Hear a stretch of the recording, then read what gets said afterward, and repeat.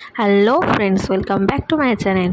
তো আজকের ব্লগটা শুরু হচ্ছে আবার এনজেপি স্টেশন থেকে।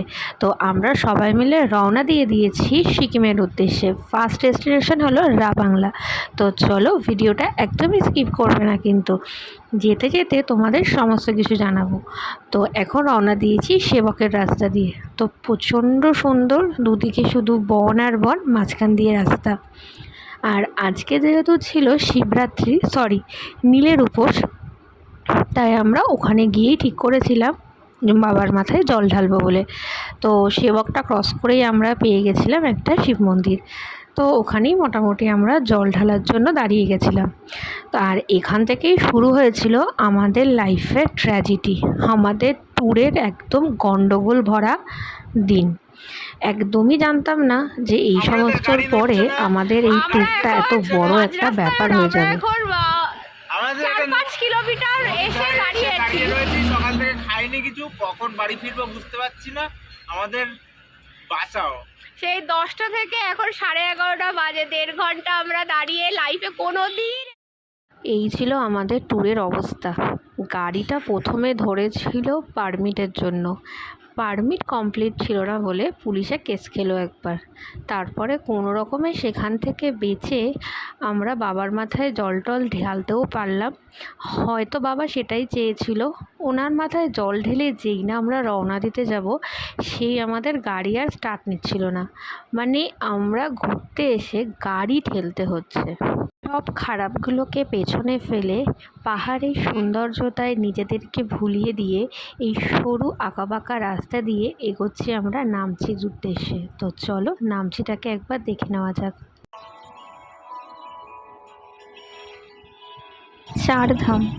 চারধাম হলো আমাদের বাঙালিদের কাছে একটা পবিত্র ধর্মস্থান, যেটাকে ঘুরে কমপ্লিট করতে সত্যি একবারে সম্ভব না। কিন্তু এই নামচিতে এসে এই 4টে ধামকে এক জায়গায় দেখে আমাদের ঘুরে কমপ্লিট করাটা সত্যিই খুব সহজ হয়ে যায়।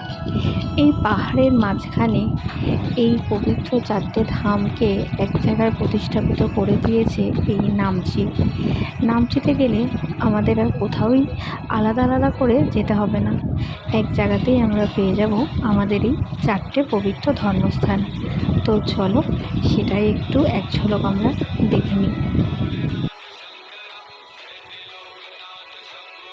এই 4 ধামের বিশেষত্ব হলো এই 4টি ধাম জুড়ে নারায়ণ বিরাজমান।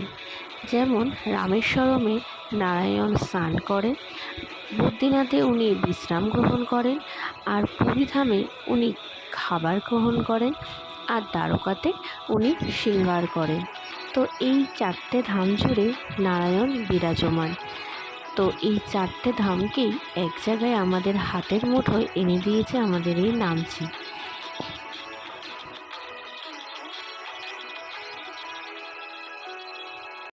সকালবেলা পাহাড়ি রাস্তা যতটা মনোমুগ্ধ অবস্থায় থাকে, ঠিক রাত্রেবেলা তার বিপরীতটা হয়ে যায়, ততটাই ভয়ঙ্কর হয়ে ওঠে। আমাদের রাবাংলা পৌঁছাতে পৌঁছাতে অনেকটাই রাত হয়ে যাচ্ছিল। আর এই রাতের পাহাড়ি রাস্তা জাস্ট একটা থ্রিলিং টাইপের ছিল, জাস্ট নির্জনতা আর কিছুই না। তো দেখতে দেখতে আমরা পৌঁছে গেছি রাবাংলার হোমস্টেটাতে। এটা ছিল রাবাংলার হোমস্টের রাতের ভিউ, জাস্ট অনবদ্য। এক কথায় বলতে গেলে পরিবেশের মাঝখানে একটা ছোট্ট কটেজে একটা ছোট্ট রাত কাটানো, খুবই সুন্দর। তো চলো আমাদের কটেজটার রুম ট্যুরটা তোমাদেরকে করিয়ে আনি। এইটা ছিল আমাদের রুম।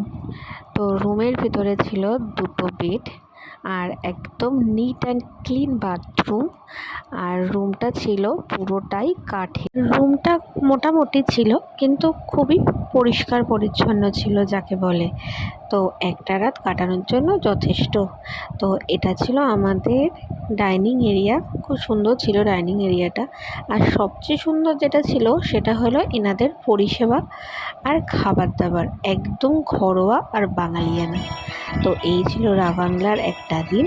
তো আমার ভিডিও যদি ভালো লেগে থাকে তো প্লিজ লাইক করো, চ্যানেলটা সাবস্ক্রাইব করো।